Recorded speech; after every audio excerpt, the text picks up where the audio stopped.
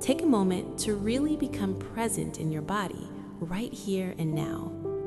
Feel yourself present in this time and space.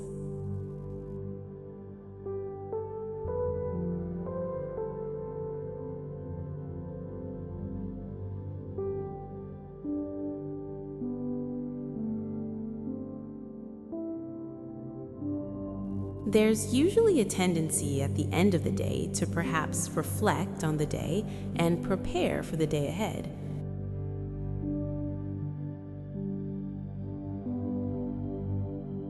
However, right now, let's just get really comfortable in the body.